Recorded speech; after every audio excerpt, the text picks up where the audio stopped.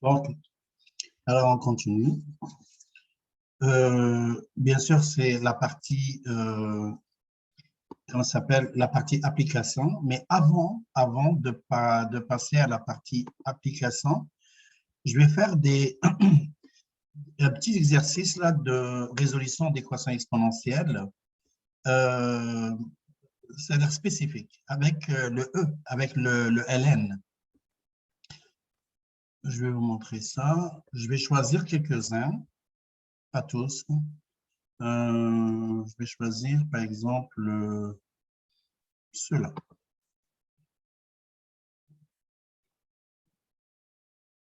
Ça, et je ne vais pas faire le C, le premier C. Alors, ah oui, il faut que je partage, j'ai oublié. Je partage l'écran.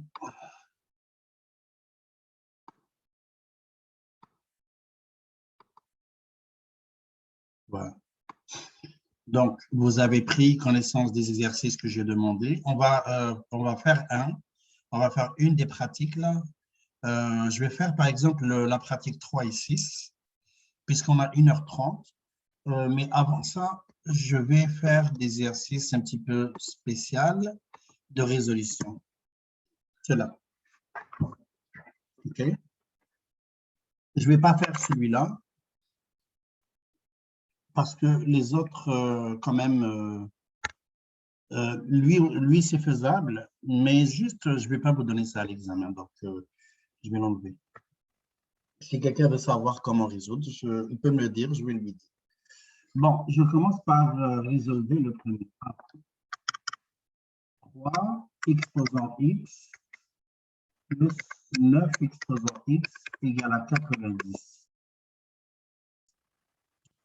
Comme ça. Alors, comment je peux résoudre? C'est pas comme ce qu'on a fait tantôt. Tantôt, c'est une fonction exponentielle avec une asymptote nulle égale une fonction exponentielle avec une asymptote nulle. Mais cette fois-ci, c'est une somme. Une somme. C'est pas pareil comme tantôt, complètement. Alors, qu'est-ce qu'on fait? Je remarque que le 9 peut s'écrire sous forme de 3 au carré, parce que le 9 est un multiple égal à 90. Ça donne ça. Donc, j'ai essayé d'avoir la même base. Mais par contre, je n'ai pas le même exposant. C'est ça. J'ai 3 exposants x plus 3 exposants 2x égale à 90. Donc, je ne peux pas résoudre avec ce qu'on faisait tantôt, même avec le log. Là. Quand on va faire le log, même avec le log, on ne peut pas résoudre ça. Alors, qu'est-ce qu'on va faire dans ce cas-là? Je peux écrire ça comme ça, 3 exposants x, et ça, c'est 3 exposants x au carré égale à 90. Et ça ressemble à une quadratique, à une degré 2, mais pas en x, en 3 exposants x. Donc, ça ressemble à ça. 3 exposants x au carré plus 3 exposants x moins 90 égale à 0. Et qu'est-ce que je fais? Je fais un changement de variable. En calcul 1, calcul 2, vous allez apprendre beaucoup de choses par rapport au changement de variable. En mathématiques, là, on est appelé à faire des changements de variables pour faciliter la résolution. Alors, posons y, par exemple, ou ce que tu veux, là, z, t, égale à 3 exposants x. Donc, l'équation devient y au carré plus y moins 90 égale à 0. Et on résout une équation de second degré traditionnelle que vous êtes habitué de résoudre somme égale à 1 et le produit, c'est moins 90. Moins 90 est grand un petit peu. Alors, qu'est-ce qu'on fait? On va le faire avec le delta. Donc, je ne pense pas qu'il existe deux chiffres qui donneraient un produit de 90. Moins 90, c'est une somme somme de 1. Si quelqu'un le voit, il me le dit. 90 divisé par 15, ça donne 6 fois 15, mais la différence ne me donne pas 1. Et 90 divisé par 25, ça ne marche pas. Par 20, ça ne marche pas.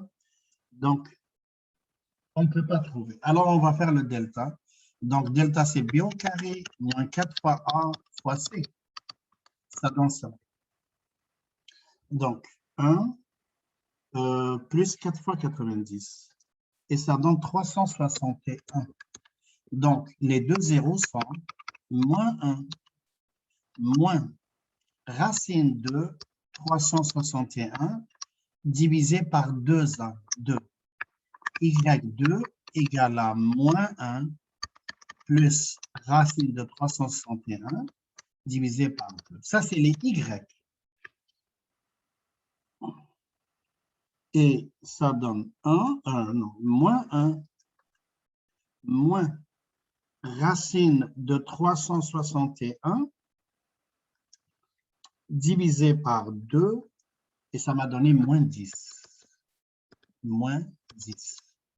Et le deuxième m'a donné moins 1 plus racine de 361 divisé par 2, et ça me donne 9.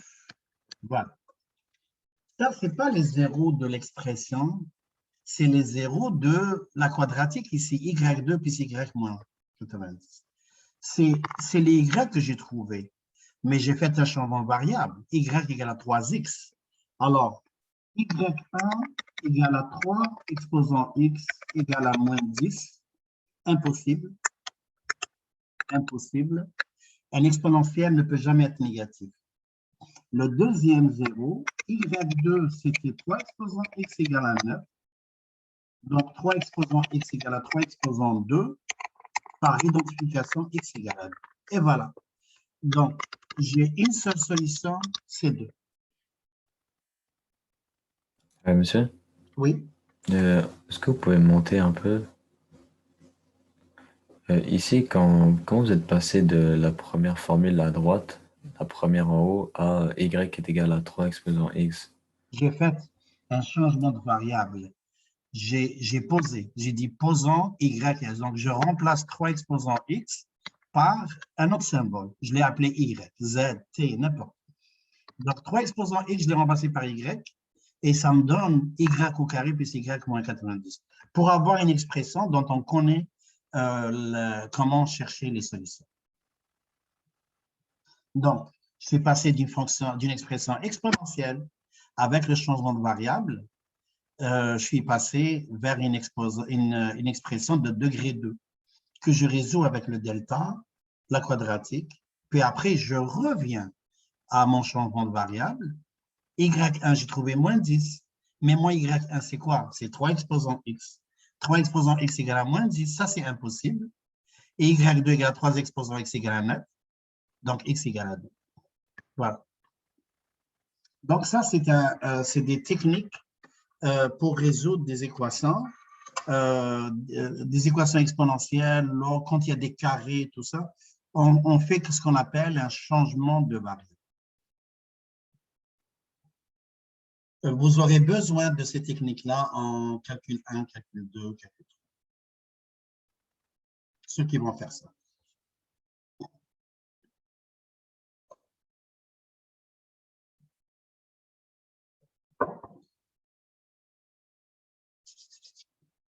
Voilà. S'il n'y a pas de questions par rapport à ça, je passe à l'autre. Donc, B, ça dit E, 3 exposant x égale à 5. B, mais celle-là, on peut... Ok, c'est pas grave. E, exposant 3x égale à 5. Comme ça. Donc, c'est le même principe. Il faut passer par le log. On a dit tantôt la propriété très importante qui résout l'exponentielle grâce au log, et on peut l'utiliser aussi pour résoudre le log grâce à l'exponentielle parce que l'une est réciproque de l'autre. Le log est réciproque d'exponentielle, l'exponentielle est réciproque du log. Donc, c'est cette formule-là. Si y égale à c exposant x, alors, dans les deux sens, ça, c'est une implication, ça veut dire c'est une équivalence. Équivalent, ça veut dire dans les deux sens. Je peux mettre deux barres ici, équivalent. X égale à log de y à base c. Cette formule-là, avec l'exponentielle et le log, tu dois l'apprendre par cœur. Tu dois vraiment l'apprendre par cœur et te pratiquer avec ça parce que si tu n'arrives pas à comprendre celle-là ou tu l'oublies ou tu l'utilises pas, tu ne peux pas résoudre aucune équation exponentielle ni aucune équation log. C'est avec ça qu'on résout les expressions logarithmiques exponentielles. Alors, j'arrive ici, 3x, j'utilise cette propriété, 3x égale à log de 5 à base E. Mais au lieu d'utiliser la base E, ça c'est la base naturelle, on appelle la base naturelle. La base E, c'est la base naturelle ou la base népérienne. La base népérienne.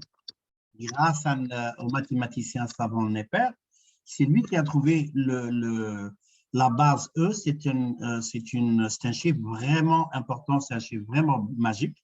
Le E de votre calculatrice, c'est environ 2,718, je pense 718, 218. E, avec votre calculatrice, vous faites inverse ln. S'il y a un exposant, vous faites 1 et ça donne 2,718, 28, 18. Ça, c'est 28 après 28, 18, 28, 18 et ainsi de suite. C'est le E, c'est un nom très important en mathématiques. On l'utilise vraiment souvent. Donc, soit tu écris comme ça et tu calcules avec ta calculatrice, mais il y a un raccourci maintenant. 3x, au lieu d'écrire log de 5 à base E, on écrit juste ln. ln, c'est le log naturel. Et dans ta calculatrice, tu as ln de 5. Et tu peux vérifier. Log de 5 divisé par log de E, ça sera la même chose que ln de 5. Alors, x égale à ln de 5 divisé par 3. Et on trouve notre x. Donc, ln de 5, ce n'est pas n, c'est ln divisé par 3. C'est 0,536. Le 0 ici, c'est 0,536. Voilà. Solution 0,536. C'est tout.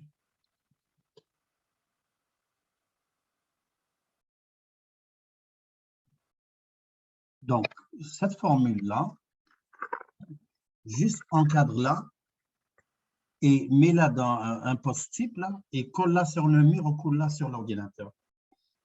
Tu dois l'avoir toujours en face.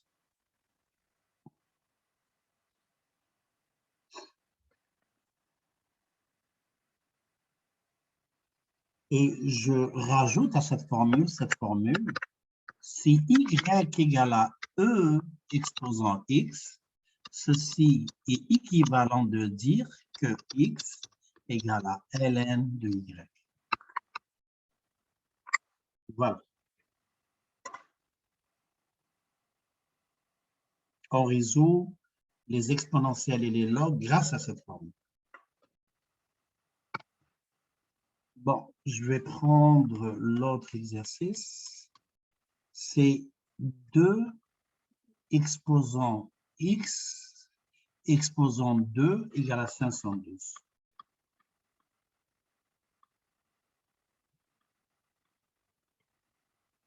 Donc ça, c'est deuxièmement, je pense que c'est A. 2 exposant x exposant 2 égale à 512. Donc ça, on peut le résoudre juste comme ça. Parce que 512 est un multiple de 2. Donc, tu vas chercher avec la base 2, 2 exposant quoi? Dans 512. Je pense que c'est 2 exposant 8 ou 9. 9. C'est 2 exposant 9. Donc, par identification, x2 égale à 9. Donc, x égale à plus ou moins 3. Puisqu'il n'y a pas de restriction, alors solution, c'est moins 3, 3.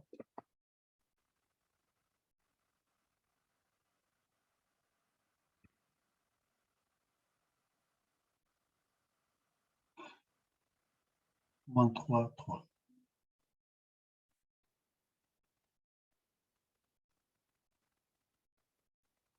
Bon, ok. Donc, celui-là, c'est fini. Je cherche l'autre. Ok. 7 exposant x2 plus x. Je vais le faire ici. 2b. 7 exposant x2 plus x égale à 49. Ça aussi, c'est la même chose. Le domaine, c'est le réel. Et 49, c'est 7 au carré. Donc, par identification, c'est 2. Et ça donne x au carré plus x moins 2 égale à 0. Ça devient une équation de second degré. Celle-là, elle peut se résoudre par produit somme. Produit égale à moins 2. Et moins 2, c'est moins 1, 2. Donc, ça donne x moins 1, facteur de x plus 2, égale à 0. Donc, j'ai x égale à 1 et x égale à moins 2. C'est les deux zéros sans les restrictions. Voilà.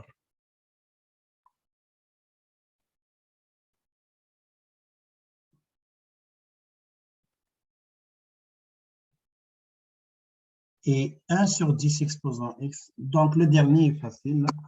C, 2C, 1 sur 10 exposant x, je pense. Oui, égale à 10 000. Donc, ici, 1 sur 10 exposant x égale à 10 000. 1 sur 10 exposant x égale à 10 exposant 4.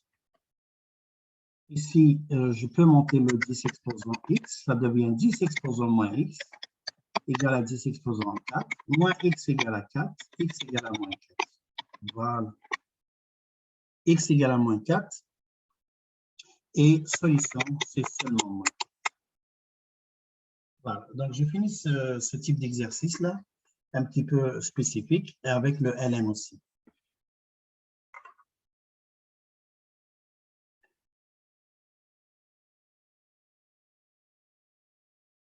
Voir juste. OK.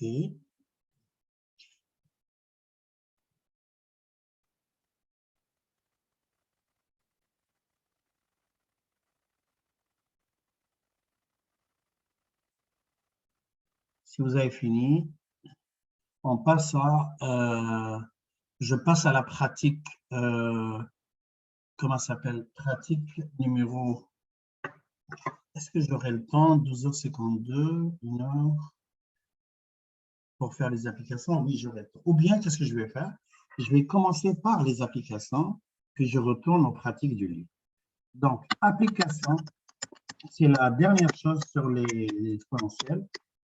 Application des fonctions exponentielles.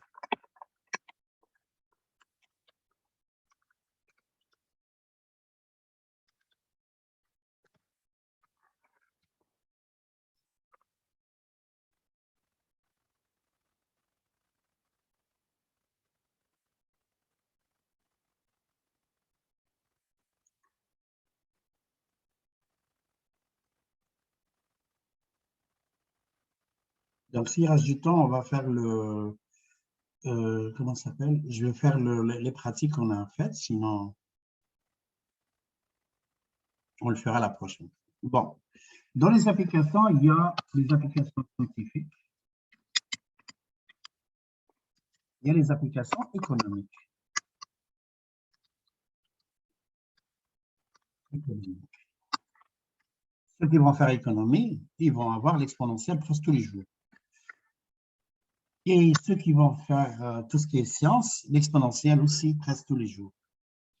Donc, les applications scientifiques, j'aurai ça. Y, par exemple, le nombre de bactéries, N, égale à M0.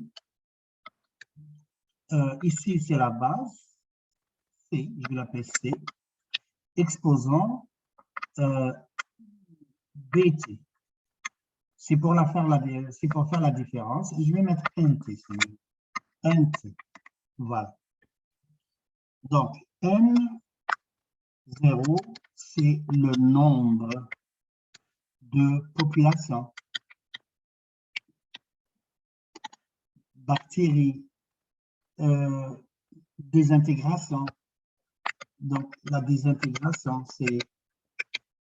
ça veut dire la masse initiale. Dans l'exercice de désintégration radioactive, le N0, c'est la masse initiale.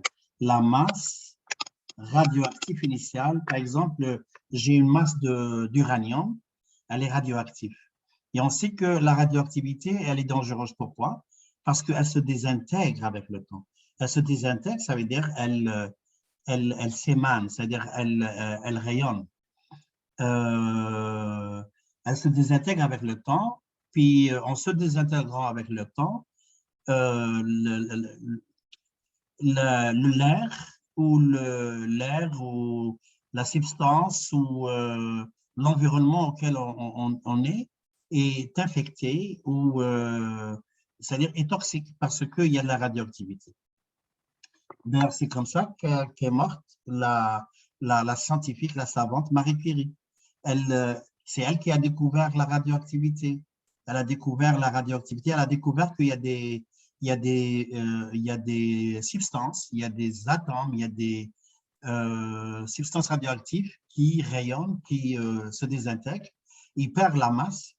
En se désintégrant, ils perdent la masse.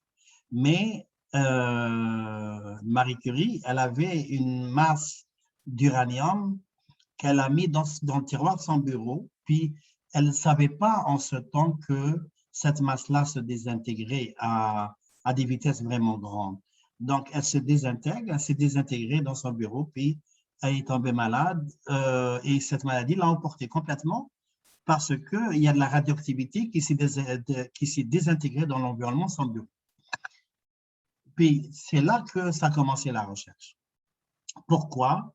Elle est morte, puis ils ont découvert que c'est cette masse d'uranium qu'elle a recueillie pour faire des recherches scientifiques au laboratoire sur la radioactivité, c'est cette désintégration. Donc, c'est important de savoir la désintégration nucléaire.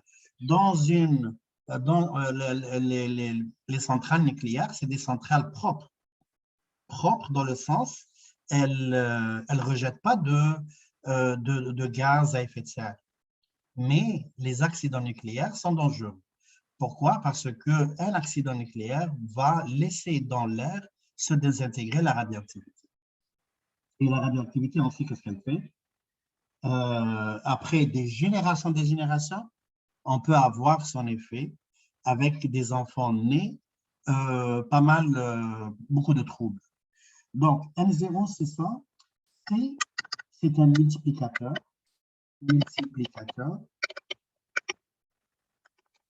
N, la fréquence. La fréquence, un nombre,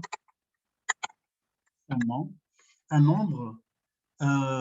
nombre qui, par exemple, signifie combien de fois une population augmente combien de fois par année.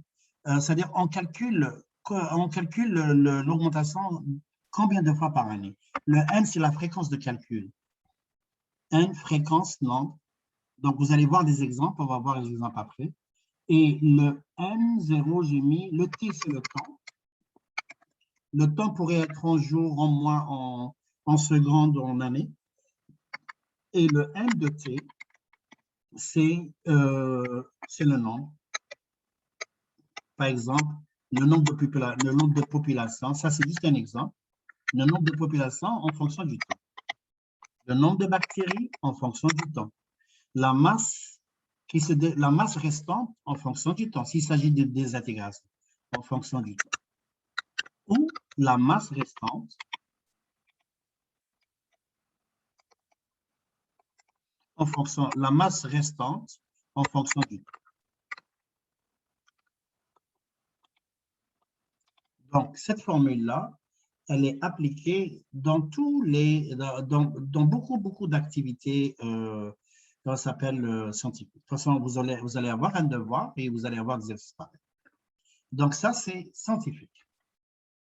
On revient ici et on cherche la formule dans le domaine économique. Donc, dans le domaine économique, généralement, si surtout c'est les placements, les taux d'intérêt, tu veux acheter une voiture, tu veux savoir cette voiture-là, elle va valoir combien environ après 10 ans, 5 ans. La voiture, elle déprécie, c'est-à-dire sa valeur baisse au fur et à mesure qu'on l'utilise. Même si on ne l'utilise pas, sa valeur baisse. OK. Une maison, sa valeur augmente tout le temps, généralement. L'or, sa valeur augmente tout le temps, généralement. Donc, dépendamment de la fréquence de calcul et dépendamment du taux d'intérêt. Alors, le placement, donc, j'appelle ça P ou le coût, je peux l'appeler P, égale à P0. Oups, attendez, ça bug. P0. P0, il n'y a pas de barre, une barre. Oh.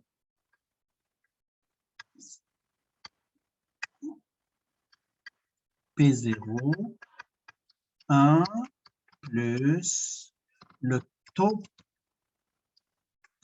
divisé par N, NT. Et ici, je mets plus ou moins. Ah. Je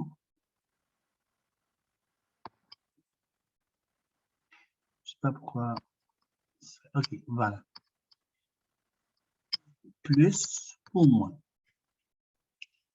Donc, le taux, le P0, c'est par exemple placement initial.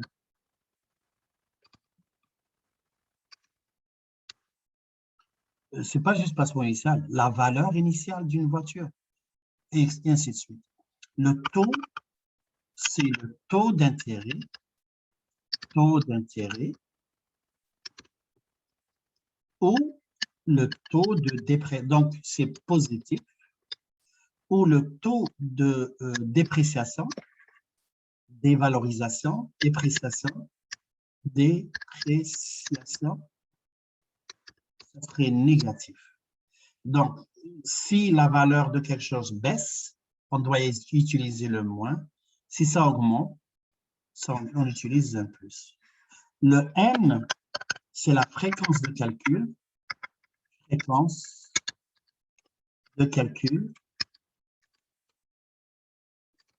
Parce que le N n'est pas toujours égal à 1. Si on calcule une fois par année, par exemple, là, le N égale à 1. Mais si on calcule 3 fois par année, N égale à 3. Le T, ici, le taux en pourcentage, le T, c'est le temps. Voilà. On va faire maintenant des exercices par rapport à ça, pour appliquer une des deux formules, économique et scientifique. Donc, je vais prendre des exercices ici.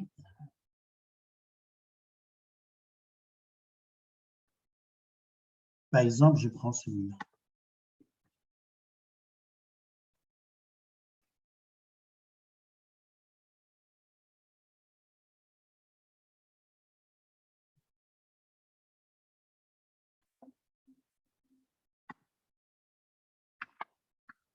Si vous avez écrit ça, OK. Oui, je vais l'agrandir.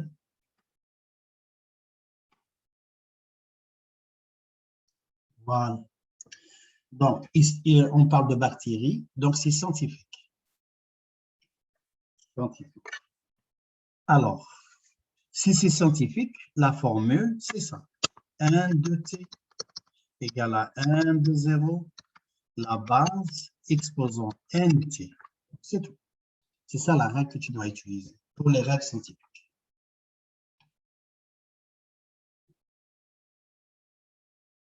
Bon. Écrivez la règle, ils ont dit le nombre de bactéries dans une culture double tous les 6 heures. Le double ici, ça serait la base. On a dit tantôt que la base, c'est un multiplicateur. Donc, C égale à 2. Il y avait 24 bactéries au début de l'expérience. N0, c'est 24. Et ils ont dit, ça double tous les 6 heures. C'est chaque 6 heures. OK. Alors, la formule, donc, la formule, dépendamment de ce qu'il demande ici, écrivez la règle de cette situation si T représente le nombre d'heures. T représente le nombre d'heures. Alors, comment on fait? T représente le nombre d'heures. Donc, N de T, N de 0, c'est 24. Le C, c'est le double, mais ils ont dit ça double tous les 6 heures. Et nous, on veut en fonction d'heures. Okay? On veut pour 1 heure. Donc, si ça double tous les 6 heures, pour 1 heure, ça serait le 6e. Parce que ici, c'est 6. 2, 3, 4, 5, 6. 1, 2, 3, 4, 5, 6. Voilà. Ça double tous les 6 heures, comme ça double. Mais nous, ils veulent que le T soit des heures. Donc, en 1 heure, ça ne double pas. En 1 heure, il faut diviser par 6. Donc, j'aurai 1/6 de T. Donc, ici, N égale à 1/6. Et le T, c'est en heure. D'ailleurs, si tu remplaces T par 6, ça va doubler. Regarde, 6 fois 1/6, c'est 1. 2 fois 24, ça donne 48. Donc, c'est ça la règle. Ça, c'est le A. Donc, 24, 2, 1/6 de T. Il faut faire attention, il ne faut jamais multiplier la base par le coefficient. OK, ça, c'est le A. Maintenant, B, ils ont dit, écrivez la règle de cette situation si T représente le nombre de jours. Donc, une journée. Donc, nombre de jours, ils ont dit ça double, ok, je vais l'écrire comme ça, double tous les 6 heures. Donc, pour une journée,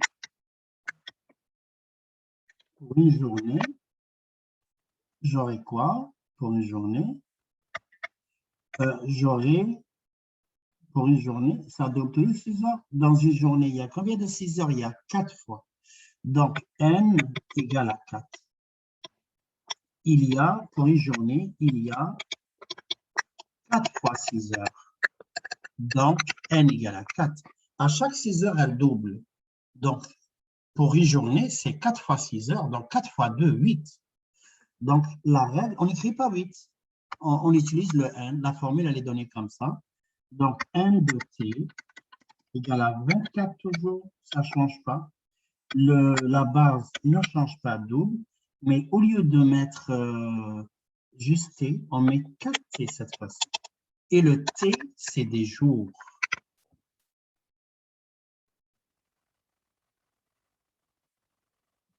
Voilà.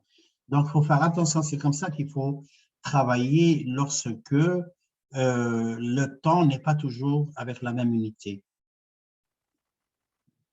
Ça, c'est le B. Je vais faire le C. Écrivez la règle de cette situation. Si les bactéries triplent à toutes les 30 minutes, et si T représente le nombre d'heures, donc ils ont changé la base. C'est 3 fois triple. Et on est revenu au temps de l'heure, c'est-à-dire temps, c'est en heure. Mais ils ont dit ça triple tous les 30 minutes. Donc, je dois chercher, il y a combien de 30 minutes dans une heure? Dans une heure, il y a 2 fois 30 minutes. Dans une heure, il y a 2 fois 30 minutes. Donc, le N, c'est 2. Parce qu'on compte 2 fois. En une heure, chaque 30 minutes, on compte. Alors, la première 30 minutes, on compte le double. et le deuxième 30 minutes, on compte le double. Donc, la fréquence, c'est 2. Ça, c'est la fréquence. Donc, la règle devient 1 de t égale à 24, 3, 2t. C'est ça la règle. Et t, c'est important de spécifier l'unité du temps, c'est les heures. Tu ne peux pas remplacer en jours. Ça fausse tout si tu remplaces en jours. C'est des heures.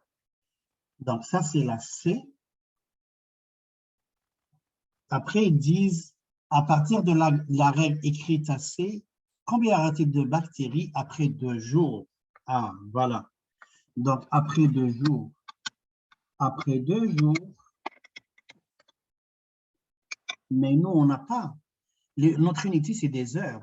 Donc, je suis obligé de convertir les jours en heures. Alors, ça sera 2 fois 24 heures. Et ça donne 48 heures. Je dois remplacer par 48 heures. Parce que mon temps, le T, c'est des heures, ce n'est pas des jours. Donc, 1 de 48 heures égale à 24, 3 exposant 2 fois 48. Et ça va exploser parce que c'est une exponentielle. 3 exposant 2 fois 48 multiplié par 24 et ça donne 1,527 10 puissance 47 bactéries. C'est énorme. Bien sûr, le nombre de bactéries doit être un nombre entier, mais puisque c'est 1047, j'ai écrit comme ça 1,527, ça devient un entier quand on met des zéros. Bactéries.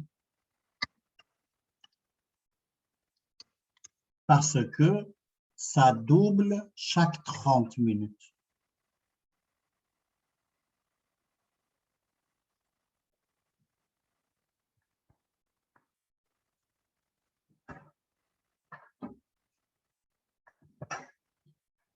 Bon, cet exercice est fini. Donc, ça, c'est application scientifique. Je vais chercher un autre. Cette fois-ci, on va faire le placement.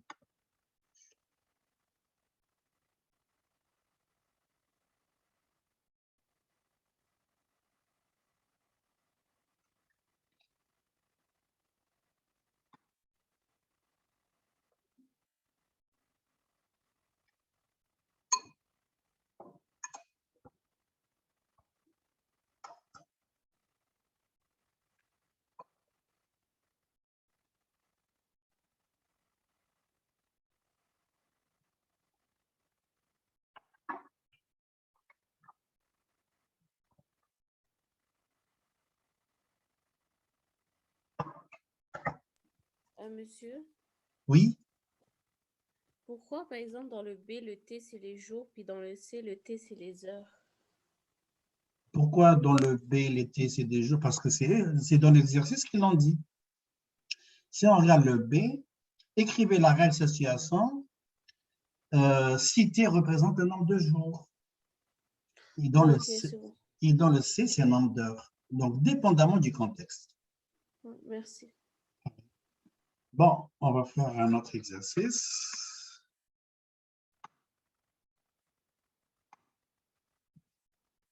Celui-là. Comme ça.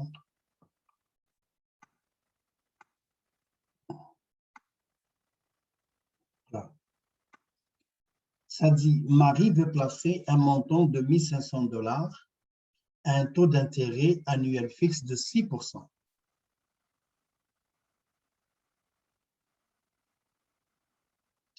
Écrivez la règle de cette situation si les intérêts sont calculés mensuellement.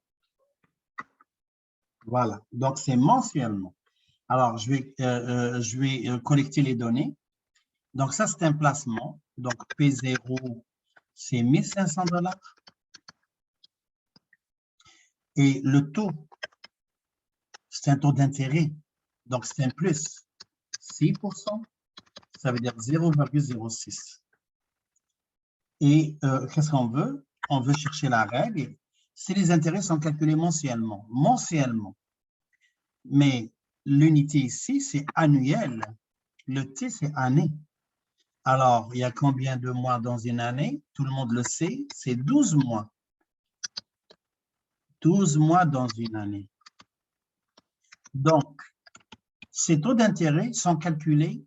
Donc, le placement est calculé, bien sûr, eux, ils ont un logiciel. Le placement est calculé 12 fois par année. Est calculé 12 fois chaque année. C'est important que si tu t'en vas à la banque, puis tu as de l'argent, tu travailles bien, tu as gagné de l'argent, puis tu veux placer ton argent, c'est important que tu saches qu'est-ce que te dit le coursier, le coursier ou l'agent de la banque, là, sachant que tu dois savoir que le coursier de la banque, là, veut l'intérêt de la banque, il ne veut pas l'intérêt du client. C'est toujours comme ça. Il veut l'intérêt s'il travaille pour la banque, il paye pour ça. Il paye pour, ça veut dire que t'encourager à placer de l'argent, puis tel que la banque fait des intérêts, gagne avec ton argent. Bon, donc 12 fois chaque année. Alors, puisque le taux d'intérêt est calculé 12 fois, donc la fréquence, c'est 12. Et le temps, c'est en années. Donc, le placement, P de T, égale à P de 0, c'est 1500. 1 plus le taux d'intérêt, c'est 0,06, divisé par 12, 12T. C'est ça la règle.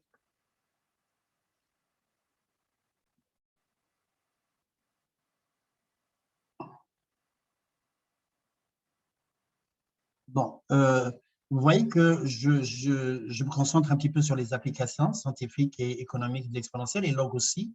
Par contre, la fonction rationnelle, je n'ai pas fait d'application rationnelle parce que je regarde toujours ce que vous aurez besoin dans les cours futurs, les cours qui sont bien en maths.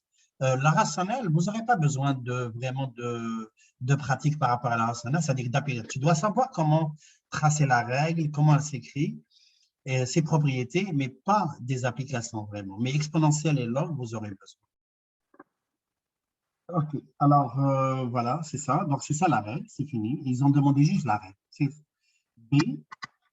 Écrivez la règle sous-jacente si les intérêts sont calculés quotidiennement. Alors, quotidiennement, ça veut dire que chaque jour, donc la fréquence est de 365 jours. N, c'est 365. Et vous allez voir qu'il n'y a pas une grande différence. Si on calcule les intérêts quotidiennement, mensuellement, trimestriellement, semestriellement, il n'y a pas un grand. Seulement si quelqu'un place beaucoup d'argent, là oui. Mais pour, ça veut dire, parce que les taux d'intérêt sont toujours faibles, donc il n'y aura pas une grande différence. De toute façon, on va calculer, on va voir. Donc, 365 jours. Alors, la règle devient P de T, c'est les mêmes chiffres. 1 plus 0,06 divisé par 365 exposant 365 T. 365 T. Et le T, c'est toujours en année. Le T, c'est année. Nombre d'années. Le T ici, c'est le nombre d'années. Ce n'est pas le nombre de jours. Bon, c'est maintenant. Écrivez la règle sous-jacente si les intérêts sont calculés semestriellement. Écrivez la règle sous-jacente si les intérêts sont calculés semestriellement. Donc, semestriellement, chaque semestre. Et semestriellement, ça veut dire chaque 6 mois. Chaque 6 mois. Donc, la fréquence, il y a 2 fois 6 mois dans une année. Donc, P de T égale à 1500, 1 plus 0,06 divisé par 2, 2T. Voilà.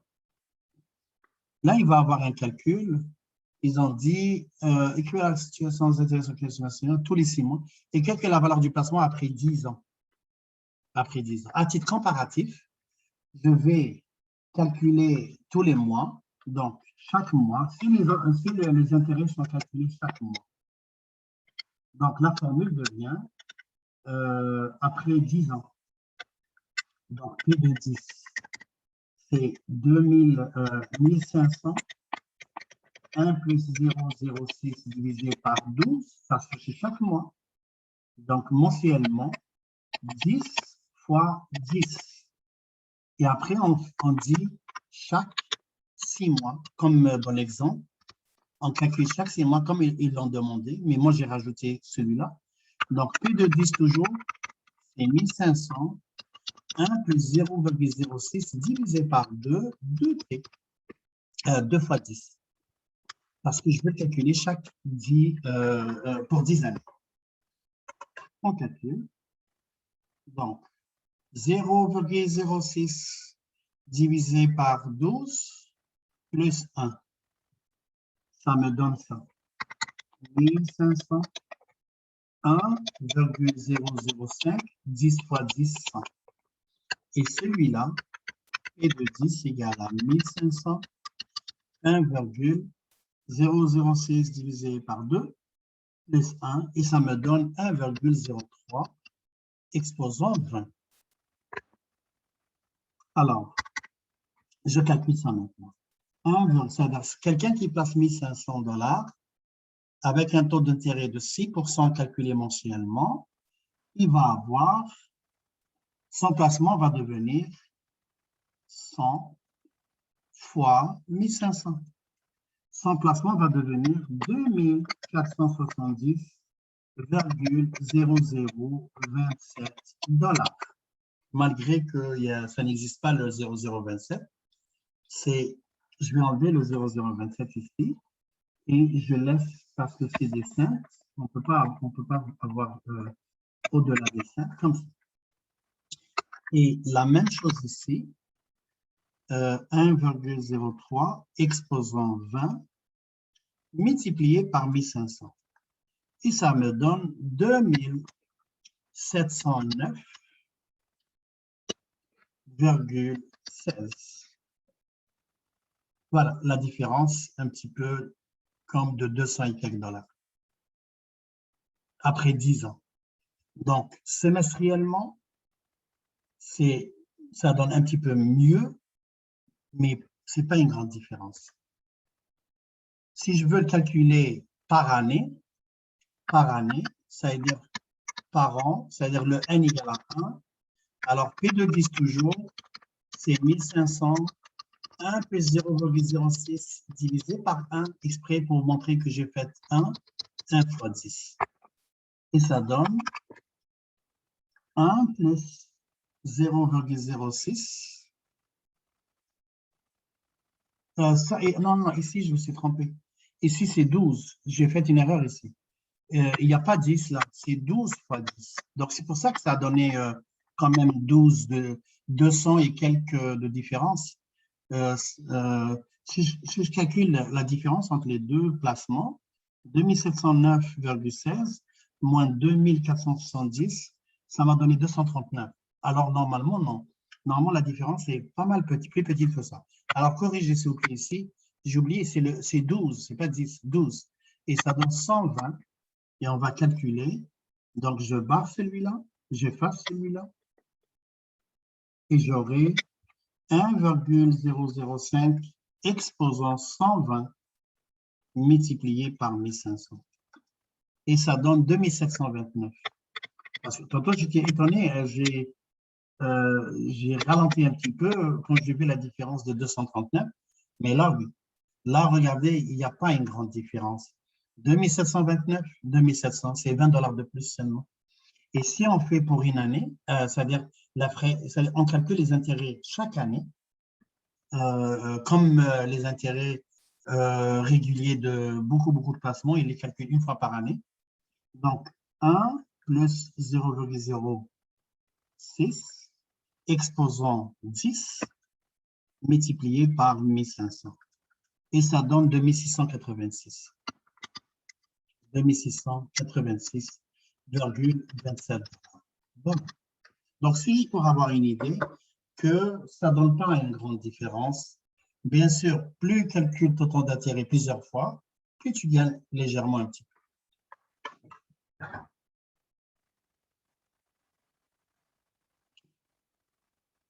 Donc, cet exercice est fini.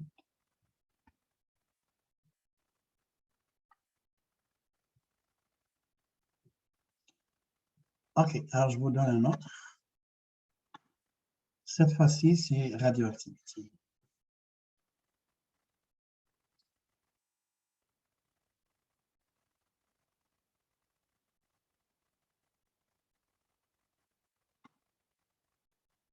Vous avez fini ici? Oui? OK. Notre page. OK, on va utiliser celui-là. Donc, un élément radioactif se désintègre de telle sorte qu'il ne reste que les 3/4 de sa masse. Donc, ça, c'est scientifique. Radioactivité, c'est scientifique. On applique la formule scientifique qui dit que N de T égale à N0. Puisqu'ici, c'est une masse, alors je fais masse M de T égale à M de 0. La base, c'est exposant NT. Voilà. J'applique l'équation scientifique. Vous avez deux équations à prendre. Dans tous les examens, je vous donne le droit à l'aide mémoire. Donc, pour l'examen de log exponentielle, vous avez le droit à l'aide mémoire recto verso. Donc, ramenez avec vous une feuille, commencez à la faire.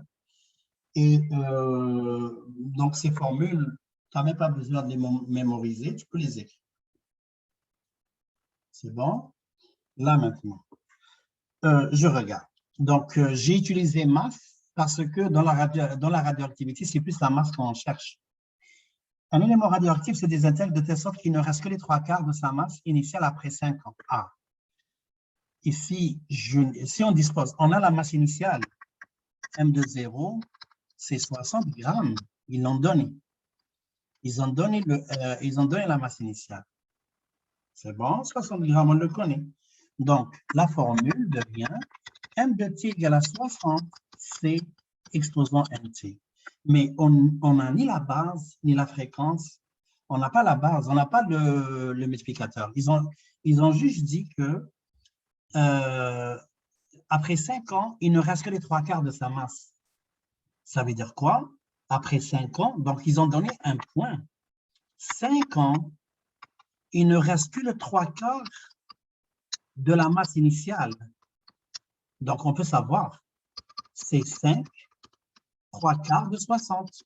Donc, j'ai le point. 5, 3/4 de 60, 180, c'est par 4, et ça donne 45. Donc, après 5 ans de 60 grammes, il va rester 45 grammes. Donc, j'ai un point.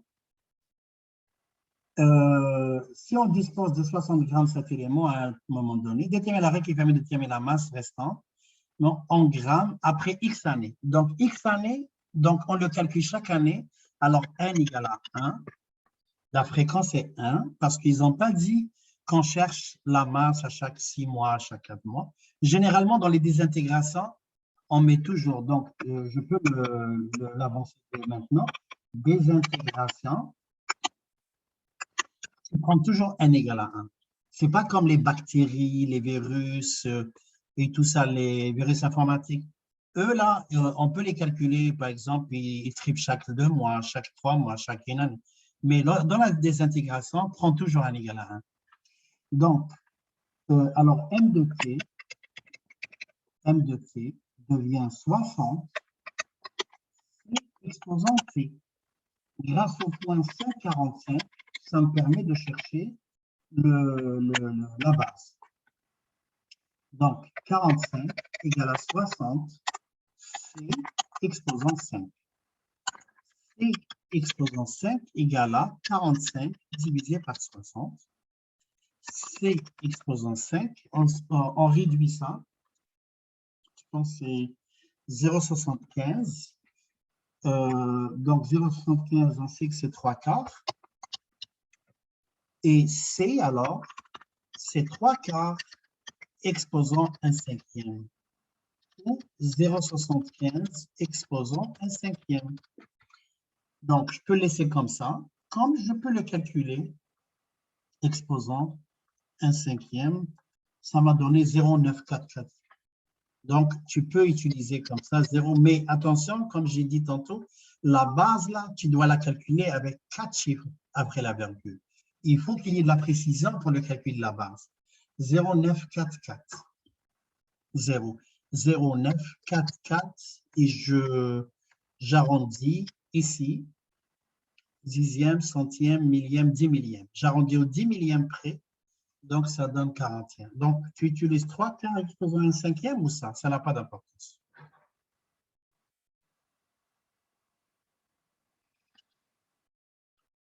Voilà. Bon. Alors maintenant, on a trouvé notre formule. M de T égale à 60, 3/4 T sur 5 ou 60, 0,9441. Donc, l'une ou l'autre. Celle-là, elle est plus précise, elle est plus propre. Question style. Celle-là, elle est plus calcul, avec moins de précision.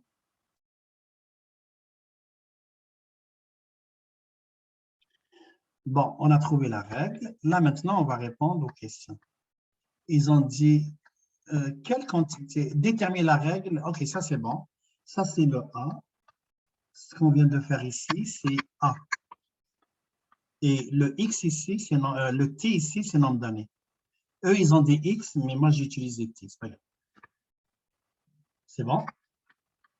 On continue avec la question B. Avec la question B,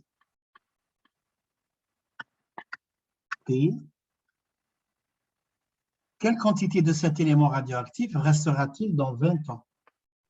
Quelle quantité de cet élément radioactif restera dans 20 ans? Alors, dans 20 ans, ça veut dire juste remplace T par 20. Alors, à T égale à 20 ans, puisque mon temps ici, c'est des années, alors je n'ai qu'à remplacer 1 de 20, et je vais savoir combien il va rester de cette masse radioactive. 3/4, 20 sur 5, 60, 3/4, 4, égale à, ça c'est 4, égale à 3/4, exposant 4, multiplié par 60. Il reste 18,98 grammes. Donc, regardez, même après 20 ans, il va rester, la masse radioactive, il va rester 18,98, c'est-à-dire que c'est encore dangereux. Mais il y a des substances radioactives qui peuvent rester 1 siècle, 2 siècles, 3 siècles, et la radioactivité reste encore.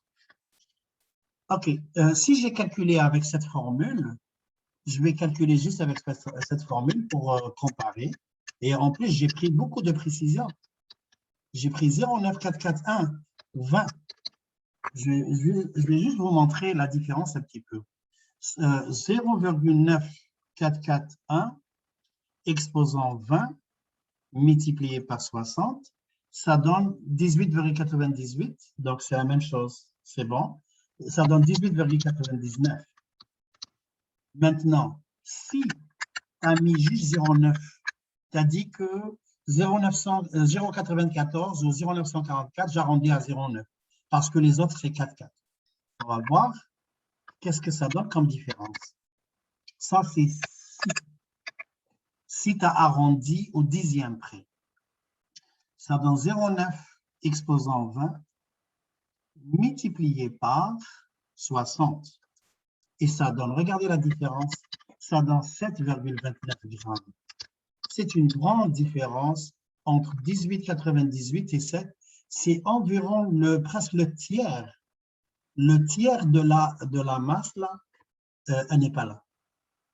Donc, c'est pour ça que dans l'exponentielle, la base doit être au 10 millième près. Ça veut dire 4 chiffres après la virgule. Donc, écrivez-le quelque part parce que vous allez l'oublier après.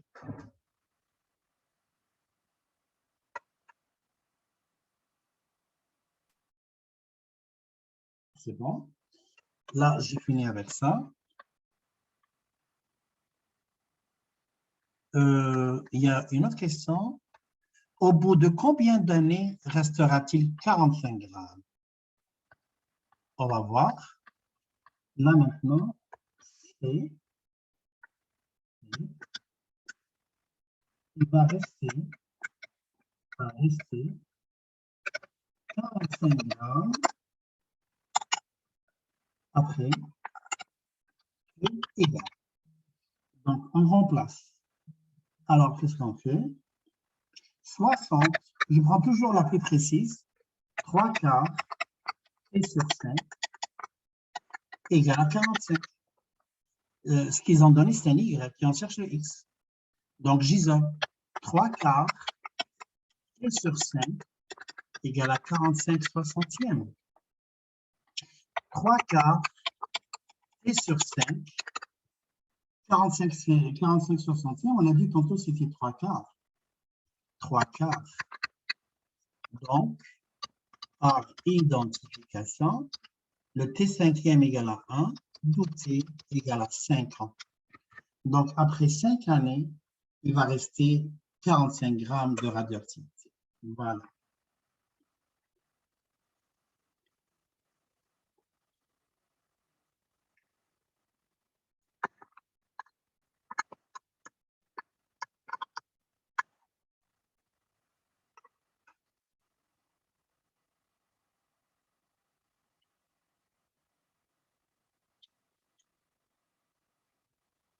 C'est bon?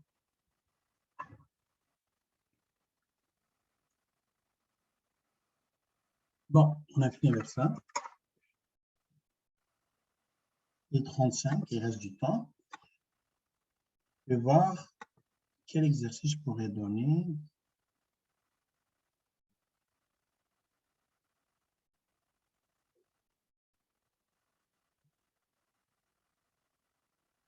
OK, j'ai deux autres exercices, mais je vais les laisser pour le devoir. Je vais donner un exercice comme ça, de ma tête. Surtout pour travailler la demi-vie. Je ne sais pas si j'ai complété là. Ah non, okay, il reste la place. Donc, un autre exercice.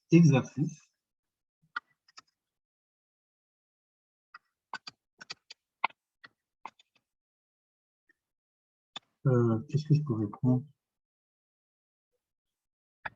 De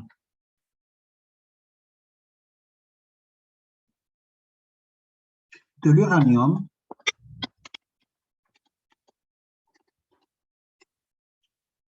De l'uranium. Ah, mais il y a un exercice. Il y a un exercice dans le livre. Oui, on peut faire la pratique puisqu'il y a un exercice dans le livre. Pourquoi pas? Une pratique que je n'ai pas donnée.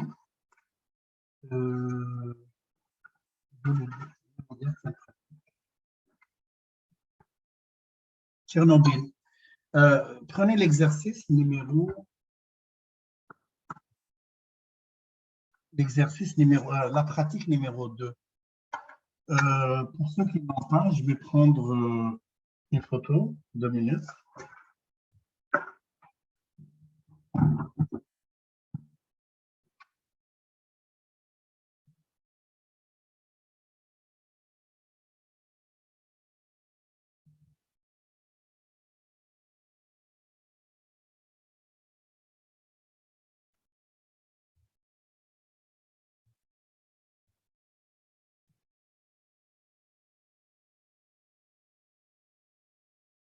Voilà. Non, c'est pas bon.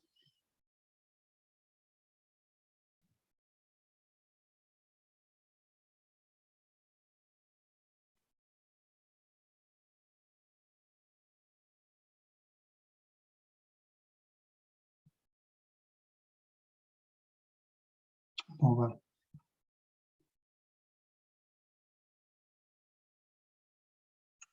Je vais envoyer par courriel.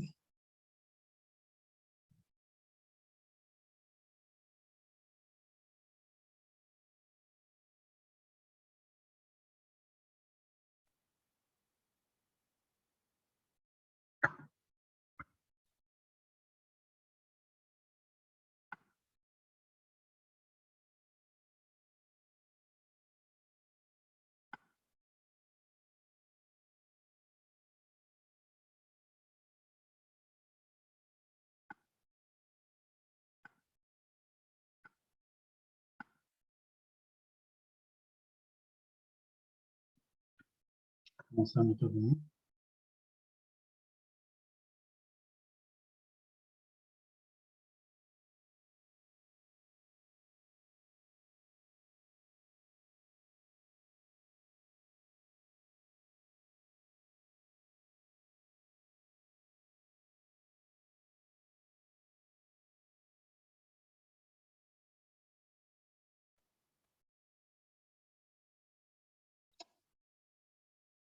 J'envoie de nouveau.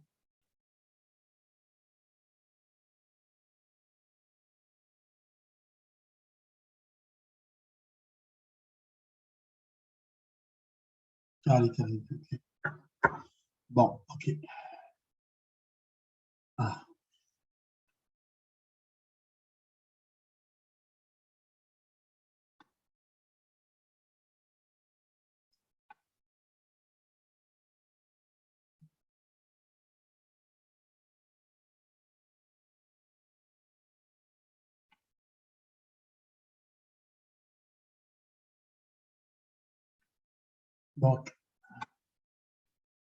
Donc, je fais ça.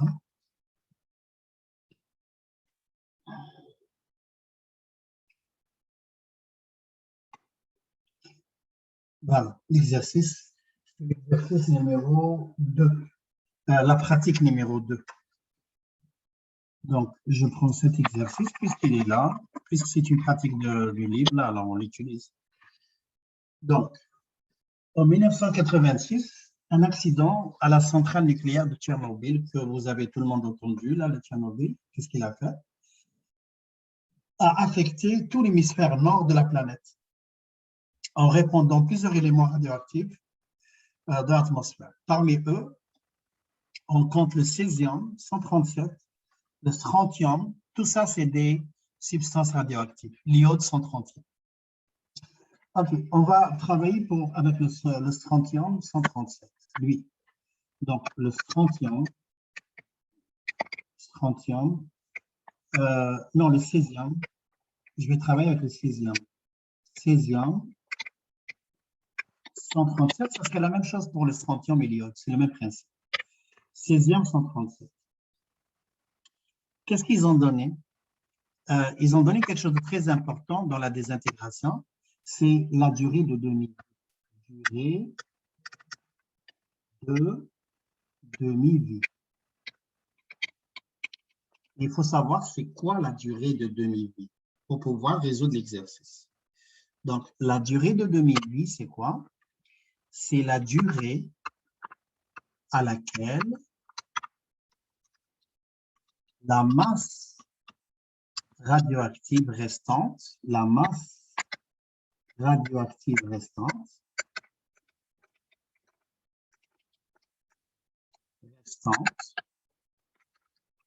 est égale à la moitié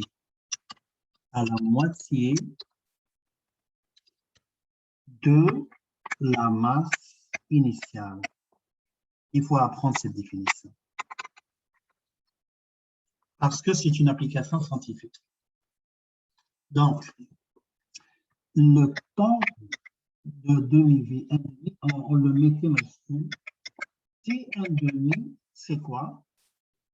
C'est le temps pour que la masse T1,5 devienne la moitié de la masse initiale.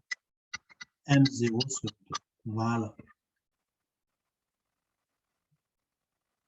Donc, dans cet exercice, ils n'ont donné ni masse initiale, ni la base. Ils n'ont donné ni la masse initiale, ni la base. On n'a pas la masse initiale et on n'a pas la base. Et on écrit M de T égale à M0 C exposant T. Je vous ai dit que N égale à 1 lors des désintégrations. La question, ils ont dit aussi quelque chose. Ils ont donné la demi-vie du césium. La demi-vie T de N' du césium, c'est 30 ans. Ça veut dire 30 années plus tard que l'accident ait lieu, le césium, il va rester la moitié de la masse du césium initial. La moitié de sa masse. Après 30 ans, il va rester la moitié de la masse dans l'air. OK. Ça, c'était de 1,5. Donc, on connaît la durée de vie, la durée de demi-vie. Et ils ont dit que une substance radioactive, substance radioactive, je l'ai lu tantôt, la demi-vie d'aliment correspond au temps nécessaire. On estime que pour un élément perdre sa nocivité, sa masse doit diminuer environ au 8e. Donc, l'élément radioactif,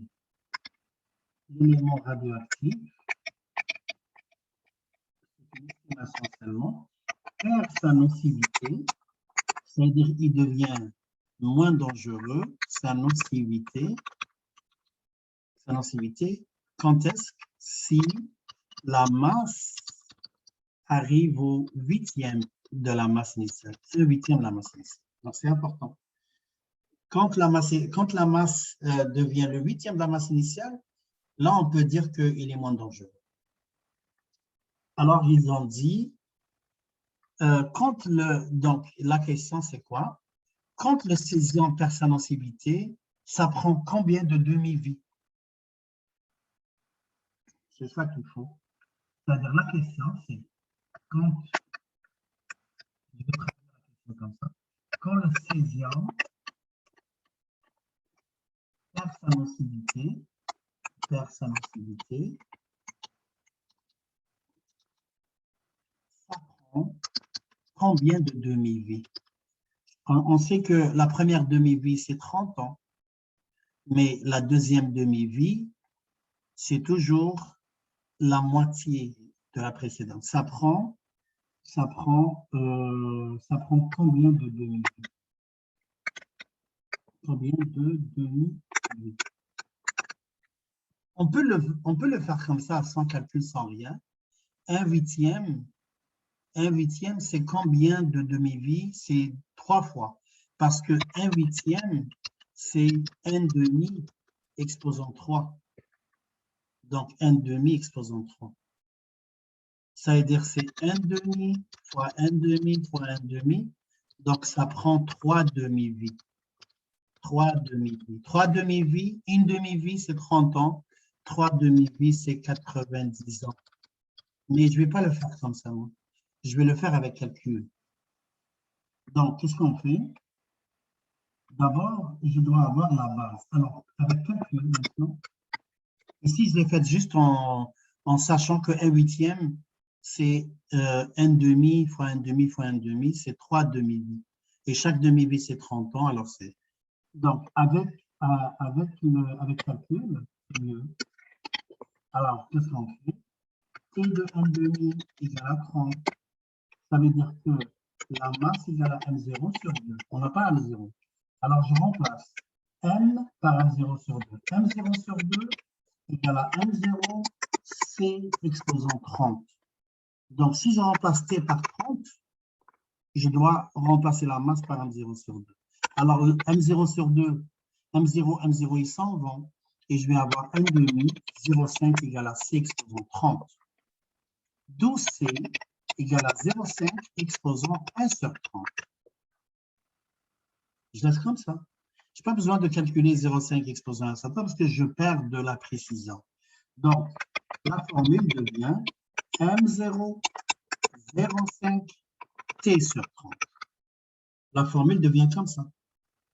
Je n'ai pas M0, mais on n'a pas besoin ici. Puis, ils ont dit, quand le césium perd sa nocivité, ça veut dire nocivité, c'est M égale à 1/8 de M0. Alors, je cherche le temps. Je remplace M ici par 1/8 de M0. 1/8 de M0 égale à M0, 0,5 T sur 30. M0, ils s'en vont.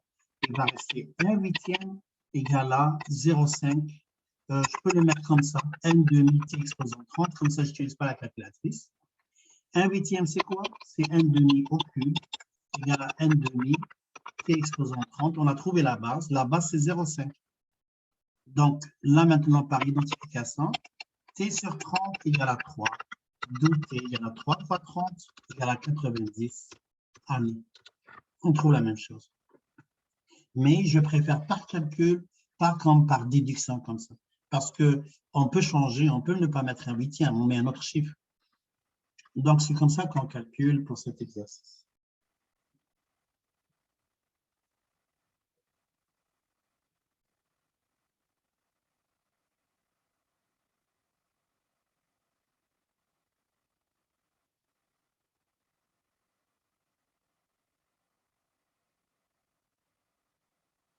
C'est bon?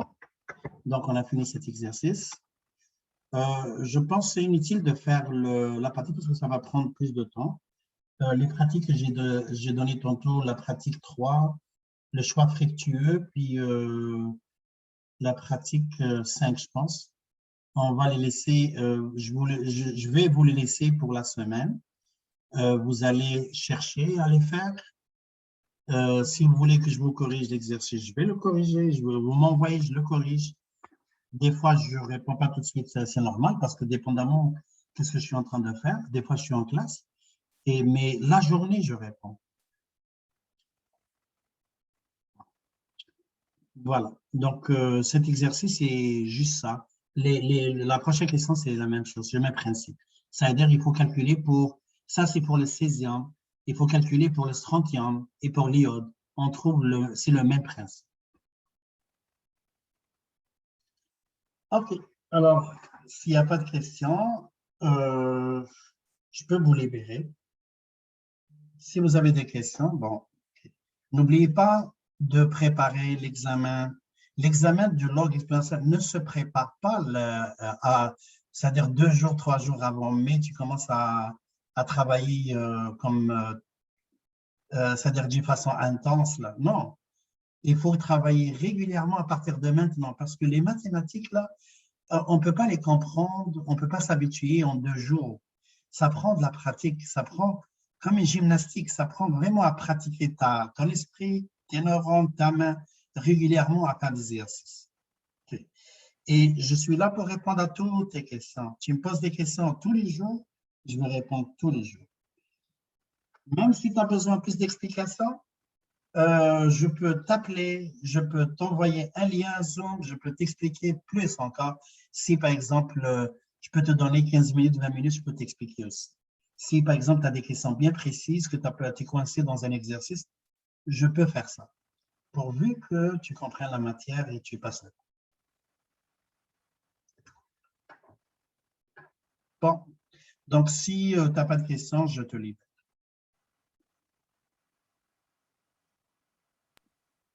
Merci, monsieur. Merci, merci Radi. Merci, monsieur. À la semaine. Merci à samedi. Bye, monsieur. Merci Sérénité, je viens de recevoir. Bye, bye, bye Adrien. Ah, Adrien? Oui. Oui, ok. Adrien, tu dois travailler. Tu avais ta note? Tu avais ta note?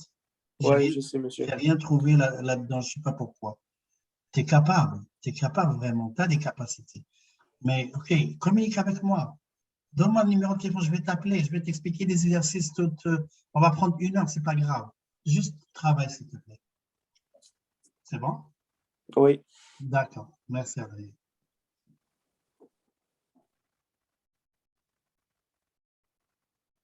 Johnny?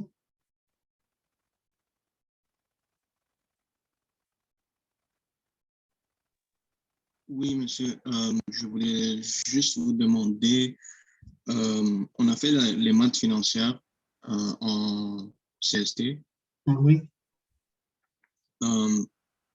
Pourquoi est-ce que c'est cette formule-là que vous nous avez montré plus différent que l'autre? Laquelle l'autre? Par exemple, ici, il y a la fréquence Oui. et le temps, mais dans l'autre, il y a seulement le temps, le N. Il y a juste le temps, il n'y a pas de N. Oui. Il n'y a pas de N? Non, la formule est, mais c'est C égale C0, 1 plus N fois I ça, et il y a l'autre pour qui est 1 fois i exposant 1 plus i exposant n. Oui, donc c'est comme ça. C égale à... Ok, attends, juste une seconde. Je vais te chercher... Juste une seconde. Hein. Je vais voir juste tout ce qu'elles sont, toutes les formules qu'on utilise en CST.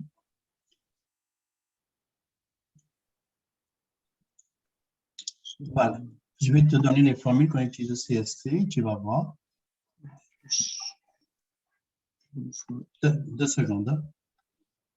Oui. Par exemple, celle-là.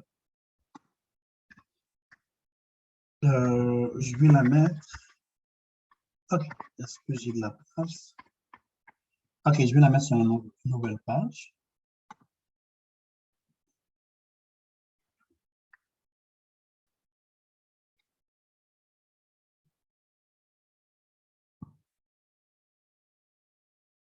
Tu vois ici, c'est ça que vous avez utilisé. C égale à C0, ça c'est annuel. 1 plus I exposant T. Mais si on le calcule 2 fois l'an, semi-annuellement, semestriellement, ça devient 1 plus I sur 2. Ce n'est pas C égale à C0, 1 plus NT, NI, NT. Ce n'est pas bon. Ton micro est fermé. Oui, je sais, j'ai juste... Ok, c'est comme ça. C'est 0, 1 plus I sur N, NT. Et c'est celle-là qu'on a utilisée. C'est celle-là qu'on a utilisée. Moi, je l'ai appelée comme ça. P, placement, P0, P en fonction du temps, 1 plus le I, c'est le taux d'intérêt. Je l'ai nommé taux sur N, NT. C'est ça la formule que je donne. C'est la même. Oui. Donc, c'est la même. Il n'y a pas de différence. C'est bon, J'ai Johnny? compris. Oui, merci beaucoup, monsieur. Donc, Johnny, il faut que tu poses des questions. Tu as eu 49, je vais mettre 50 au lieu de 49. C'est bon. 50, tu es proche un petit peu. Vraiment, il faut que tu travailles là. Pose-moi des questions sur, comment ça s'appelle, sur la parcourir. Envoie-moi des questions, tu comprends. Fais des exercices là. Essaye d'être agressif un petit peu avec ce cours-là. Ça veut dire, vas-y au fond là. C'est-à-dire, il ne faut pas rester superficiel. Rentre dans ce cours-là et pose des questions et fais. Moi, je suis là pour te supporter. Merci, monsieur. Derrière, il n'y a pas de quoi. Merci Johnny. Au revoir. Merci à vous. Au revoir. Au revoir.